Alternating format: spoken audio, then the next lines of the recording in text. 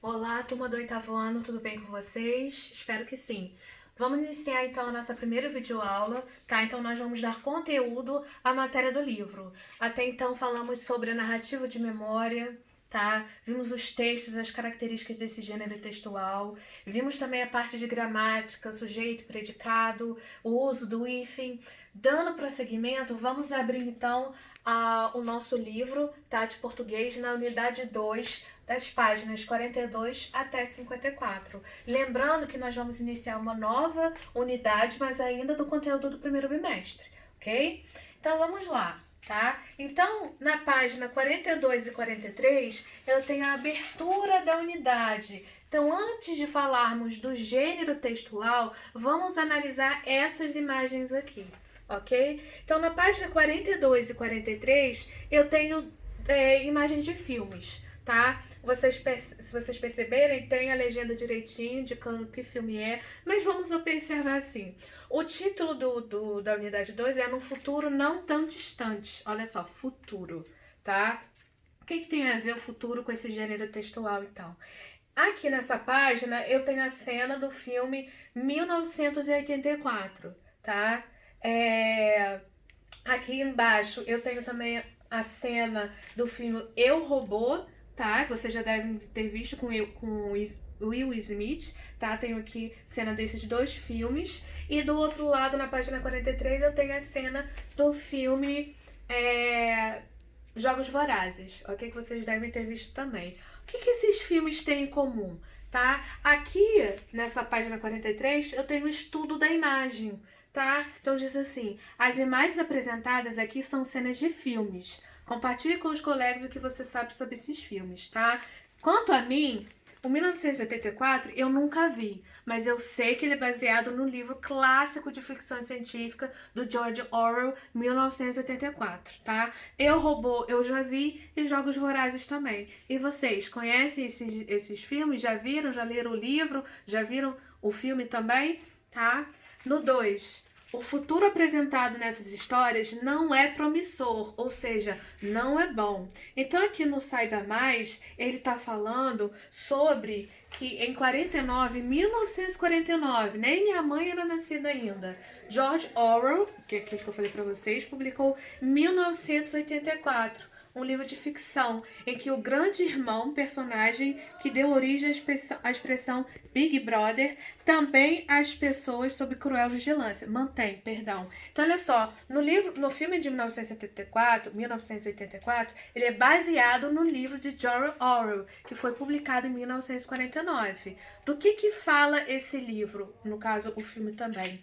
Dessa vigilância. Então, tem um futuro em que as pessoas não são livres. Elas são o tempo todo vigiadas por esse grande irmão, que é esse Big Brother, tá? Então, o Big Brother, essa expressão grande irmão, o olho que tudo vê e que tudo sabe, como diz no livro, eu tenho um governo que ele vigia as pessoas através de câmeras. Então, ninguém é livre, tá? Então, é um futuro, só que é um futuro ruim, e que as pessoas são o tempo todo vigiadas, tá? E pelo governo. Por isso que esse reality show que a gente conhece, Big Brother, ele recebeu esse nome. Vem dessa referência, dessa expressão ficou famosa, tá? As pessoas confinadas e sendo vigiadas ao mesmo tempo. Vocês já sabiam disso?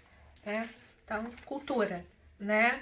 Então, dando continuidade aqui, tanto nessas três narrativas, lembre-se que eu falei que filme e série também são narrativas, só que elas têm o auxílio da imagem, do movimento e do som, tá? Mas também contam histórias. Então, nessas três narrativas aqui, eu tenho um futuro que não é positivo de jeito nenhum, né? Eu tenho pessoas que sofrem, né? Ou com um governo que é controlador, ou as máquinas entram em rebelião contra, né, o homem, como no caso aqui do Eu, Robô, né? O livro, mas o importante é saber é que eles são narrativas que falam do futuro, um futuro esquisito, triste, tá? Então, agora, claro que não vai dar tempo de eu ler aqui, senão o vídeo ficaria muito comprido, mas eu quero que vocês leiam com atenção o conto O Pedestre, que está nas páginas 44 até 49, tá? Esse conto, tá? Aqui na página 44, tá? Ele, antes de ler, ele solta uma pergunta. Como você imagina uma cidade em 2053? Estamos em 2020, então daqui a 33 anos. Como que seria o nosso futuro? Vocês conseguem imaginar a partir do que nós já temos hoje de tecnologia? Tá? As ruas seriam vazias ou congestionadas. Por quê? Nossa, que engraçado, né? A gente está vivendo um momento de isolamento, as ruas estão vazias e isso muito parece, tem muita cara de ficção científica também, né? Até o momento que nós estamos vivendo, né, de isolamento, contaminação, vírus, isso é tudo tema da ficção científica. Mas depois nós vamos falar disso. Então leiam, tá, esse conto das páginas 44 até 49. Não deixem de ler também, ó, o contexto, essa parte azul, que ele vai explicar que esse conto aqui foi escrito em 1951. Então, o autor, em 1951, minha mãe nem era nascida ainda, ele imaginava como seria o futuro em 2053, tá? Será que a gente imaginaria da mesma forma que ele? Tá? Então leiam esse conto do escritor americano, tá? Ray Douglas Bradbury. Também que ele é autor também de Fahrenheit 451, outro livro muito famoso de ficção científica, ok? Então vamos passar então para a página 53, que nós vamos entender um pouco das características do conto de ficção científica. Então coloquei aqui um esquema que vocês podem colocar no caderno, tá? E o que eu vou falar agora, vocês podem pausar o vídeo e anotar o que eu tô falando, ok? Então olha só, ficção científica. O que isso significa? O que é uma ficção? Ficção, nós estamos falando aqui de histórias, tá? Não estamos falando de filmes, porque a gente só usou o filme como exemplificação. Mas nós estamos falando de textos escritos, tá? E o que é uma ficção? É um texto, uma história inventada da cabeça do escritor. E científica, porque é uma história inventada sobre ciência, né? Sobre a temática ciência. Então eu tenho aí inúmeros exemplos de histórias, né, de ficção científica. Por exemplo, partindo para aquela franquia Jurassic Park, por exemplo. Né? O primeiro filme foi em 1993. E por que eu posso considerar o Jurassic Park como ficção científica? Porque na história de ficção científica, algo estranho acontece. Mas esse estranho, ele é explicado pela ciência. É diferente das histórias fantásticas. Por exemplo, que eu tenho zumbi não, né? Mas eu tenho bruxa, eu tenho vampiro, eu tenho fada, eu tenho monstros. Coisas estranhas acontecem, mas que não tem explicação, porque é da magia, é mágico, tá? É do fantasioso, tá? No científico, na ficção científica, algo estranho acontece, mas esse estranho é explicado pela ciência. Em Jurassic Park, eu tenho o quê? Eu tenho os dinossauros de volta à vida, que esse é o fato estranho, mas a ciência explica, porque eles foram recriados, né? Foram manipulados ali por laboratório. Por isso que é ficção científica, ok? Então, esse conto, o Pedestre, esse escritor americano, norte-americano, eu posso classificar ele como uma distopia, tá? Aqui no livro, ele não tá falando de distopia, mas eu vou acrescentar isso pra vocês. Porque o livro Eu, Robô, no caso o filme, que também é baseado no livro, Eu, Robô, Os Jogos Vorazes e o 1984, o que eles têm em comum? Eles falam de um futuro não promissor, o futuro em que a sociedade sofre, né, de alguma maneira, geralmente por um governo opressor, tá? Então, a distopia, eu posso ter a distopia e a utopia, que são inversos, tá? Elas são subgêneros, elas estão dentro da ficção científica, tá? Eu tenho vários tipos de ficção científica.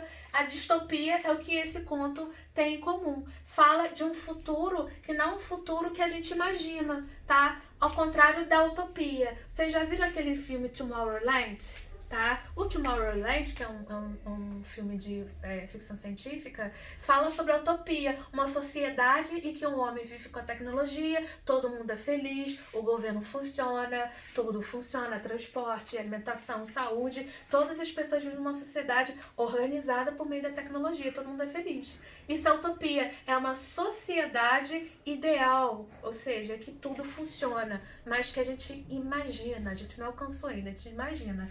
Na distopia é o contrário, tá? tá? É uma sociedade que vive oprimida, geralmente controlada por um governo totalitário, tá? Que não facilita a vida das pessoas. As pessoas não têm liberdade. E é essa questão da liberdade que é discutida no conto O Pedestre do livro, tá? Então tem um exemplo de distopia. Então, aí o Pedestre é um conto, ou seja, o que é um conto? É uma narrativa curta. Lembra que a gente falou de narrativa de memória? Com os elementos, características? O conto também tem os elementos. Eu tenho personagem, eu tenho espaço, eu tenho tempo, geralmente cronológico ou psicológico, ok? Eu tenho enredo, eu tenho foco narrativo, ou seja, que é o narrador que é a voz, que também é ficcional, que conta a história. E eu tenho estrutura, ele tem a situação inicial, o conflito, o clímax e o desfecho. Só que tudo é reduzido, porque é um conto, ou seja, eu tenho espaço reduzido para contar aquela história, ok? E ficção científica? O que é geralmente ficção científica? Geralmente, não quer dizer que 100%. Então, geralmente, a ficção científica ela vai tratar da tecnologia, tá? Ambientes, né? Um futuro em que a tecnologia se desenvolveu, que é tudo muito moderno, ultramoderno, tá? Vai tratar também das preocupações da humanidade, tá? Ou seja, essa preocupação do homem em melhorar a saúde, o avanço, a ciência. Então, a ficção científica, ela trata, por meio da tecnologia, dos conflitos do ser humano, né? Que não foram resolvidos ainda, tá? E fala também dessa relação problemática do homem com a tecnologia. Quem é fã aí de Terminator, né? Do Exterminador do Futuro. Exterminador do Futuro é uma ficção científica clássica, né, que fala sobre essa questão do conflito do homem e máquina, que ele vai pro futuro, volta, e as máquinas querem dominar o homem, aí a máquina volta pro presente para destruir o homem, e por aí, né? Então é esse conflito, a relação do homem com a tecnologia, para o bem e para o mal, tá? Na ficção científica também, eu tenho que saber sobre a verossimilhança. O que é verossimilhança? É a aparência de verdade, tá? É aquela história para ser lógica e dentro daquele gênero você entender. Por exemplo, ontem eu estava vendo um filme, passou no Telecine, que é Arranha-Céu, um ato de coragem, alguma coisa assim. É com aquele Dwayne Johnson que fez, que é o The Rock, né? E é assim, ele é um ex-soldado que vive em Hong Kong e trabalha num prédio assim absurdamente tecnológico.